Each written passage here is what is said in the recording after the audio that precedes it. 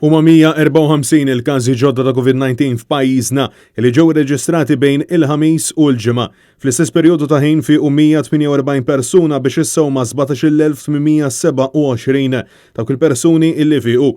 Issa telgħu għal 2563 il-numru totali ta' persuni illi ħadu il-virus f'Malta sa mill-bidu tal-firxa tal-pandemija fil-Gżejjer Maltin.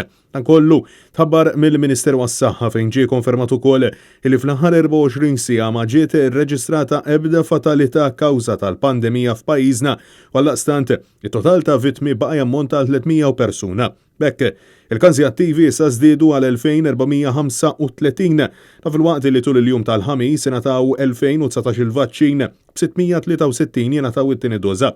Il-ġimgħa kien jimmarka l-eluq tal-50 ġimgħa minn mindu faqqet il-pandemija f'pajjiżna.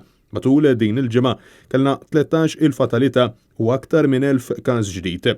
Intant, f'konferenza tal-aħbarijiet is-Superintendent tas-Saħħa Pubblika Charmaine Gauci konfermati li persuni li jittestjaw pożittiv jistgħu joħorġu mill-kwarantina mingħajr ma jagħmlu swab test ieħor la darba ma jkollhomx sintomi.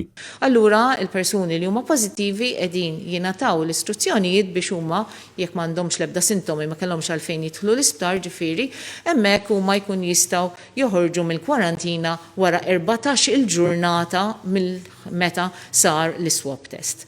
Il-persuni li jkunu qegħdin ukoll f'kwarantina ma' dan il-persuna hemmhekk huma la darba huma ma kinux ħarġu pożittivi li aħna naqbduhom il-każijiet tagħna huma wkoll ikunu jistgħu mbagħad joħorġu minn kwarantina.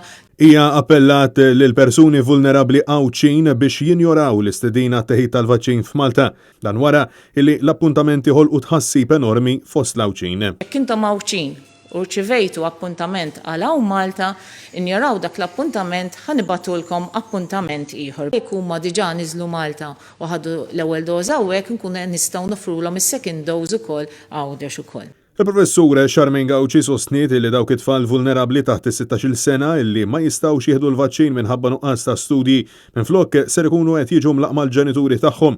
Dan fil-waqt illi appellat lil dawk il-persuni li ttestjaw pożittiv preċedentement sabiex ukoll imorru jitlaqmu meta jirċievu l-istedina.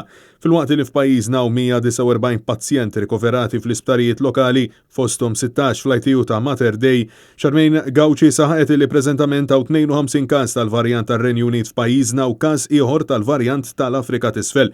Bil-fuq minn 100 test għadu qed jiġi analizzat.